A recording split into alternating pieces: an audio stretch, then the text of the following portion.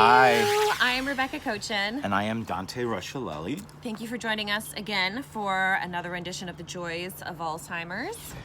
We are a married couple, and we take care of her father, Mel. If you've been following us, then this is a continuation. If not, thanks for joining us for the first time. Yes. We're going to talk about today a few things.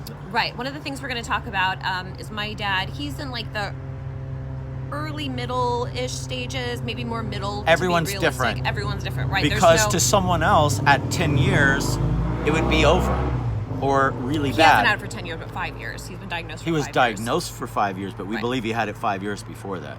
Right.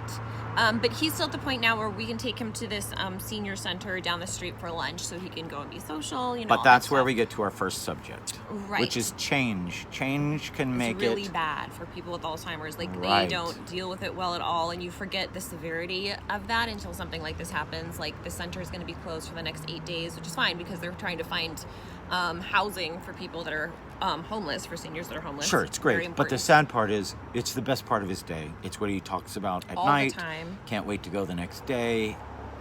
Right, because it's the so only... what happened? So it's closed for the next 8 days, and we went to the center where they told us You don't have to whisper. You can't hear us. Okay. And he was just so, like, I could tell, so shaken by it and upset, and he seemed like almost a little boy, you know what I mean? And it was just very sad to see, and I can tell it's just sort of made everything worse, you know what I mean? Like, it's made him a little angsty, which is very sad. But any change change is hard for people. And it was rough because yesterday we had someone borrowing a car, and I took the other car. And so I dropped Rebekah off with her dad, and then next thing you know, she was supposed to come home, and she calls me and had to take a cab home and all or this. Lyft, yeah. Or Lyft, whatever, it doesn't matter.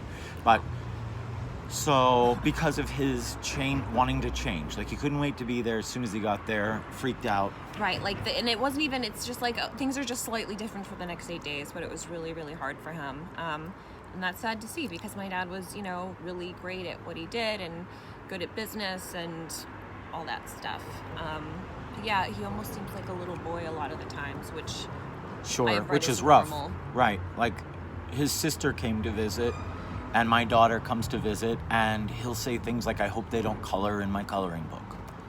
And it's sad, you know. And he is coloring and and it's not like he has a child's coloring book. Right. He has these giant posters.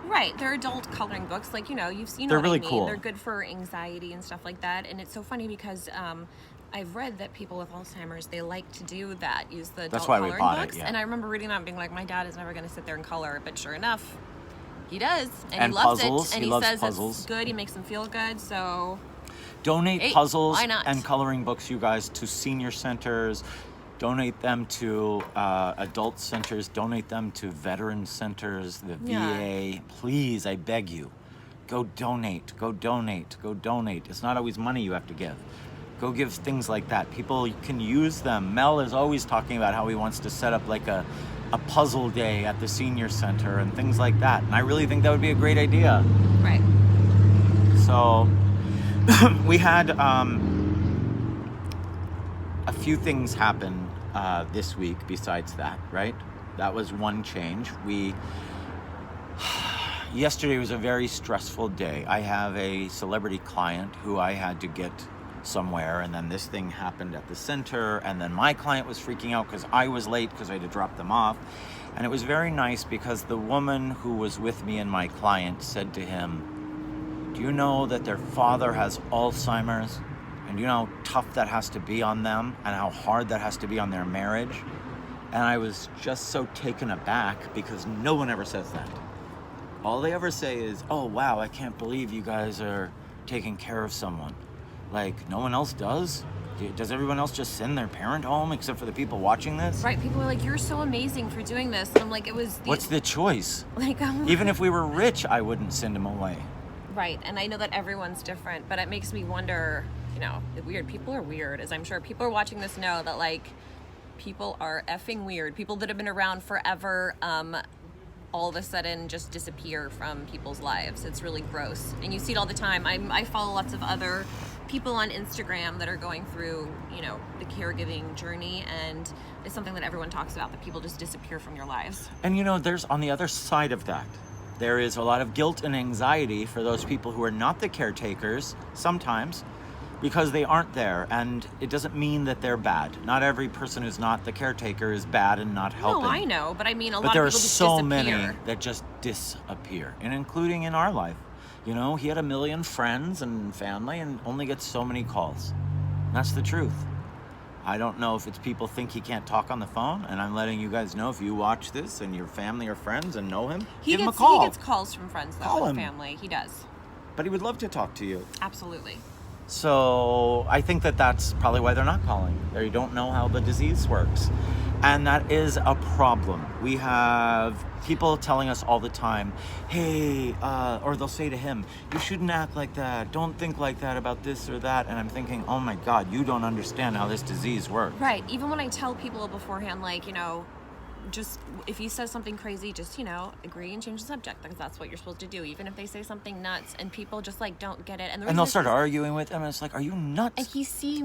And it's because he seems so great, so with it, but in so many ways he's not. You know Right. what I He'll mean? make up things like he got mad at an old caretaker because he thought she was stealing. Which is normal. That's totally Well, yeah, normal but he thought she was Alzheimer's thing. stealing from the second floor. There is no second floor. That was Right. the unreasonable part. And so, but there's unreasonable things that he does and says every day that most people don't catch because they're not with him 24 hours.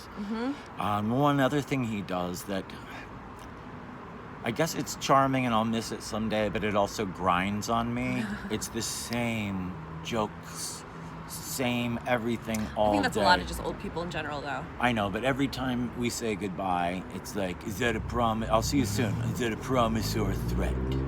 Or if you walk by, you're loud. You know, everything is Right. I think and sounds bother him more now, which I think is also extra, I think, like extra loud. He'll every noise. He does that. Poor guy.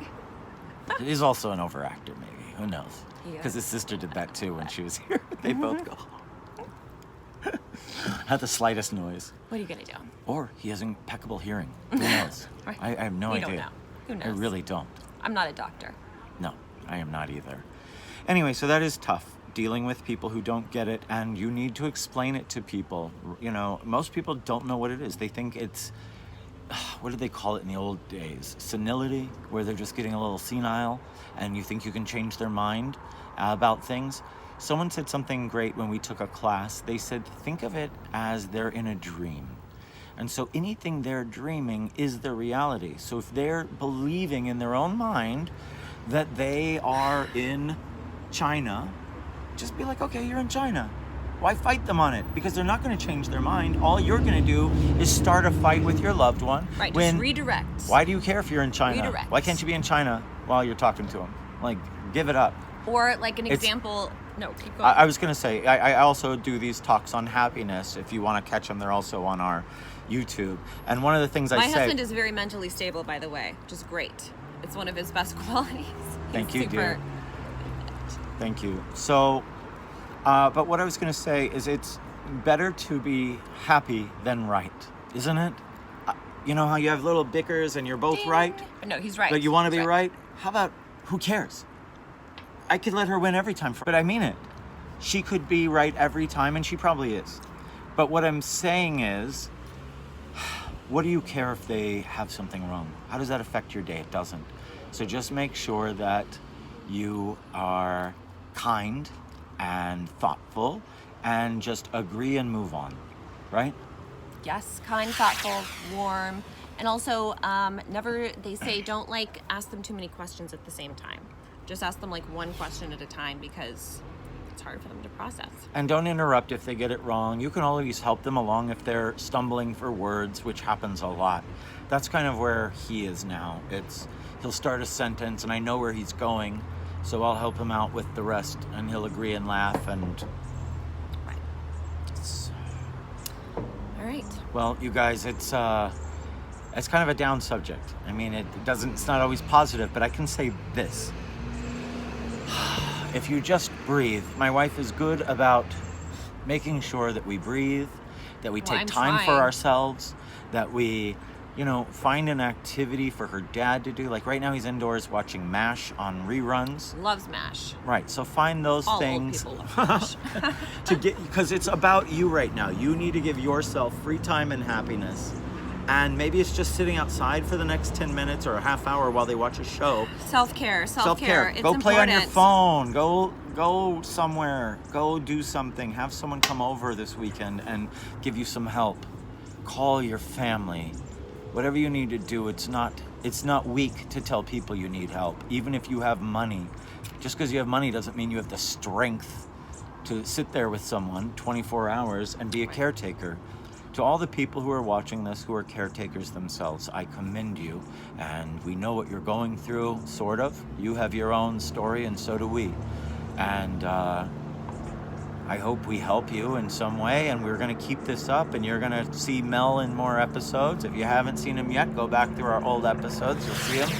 And continue to follow us and comment and ask us questions so that we have more subjects for upcoming shows. And have a great day, you guys. Be happy and be well. Take care of yourself.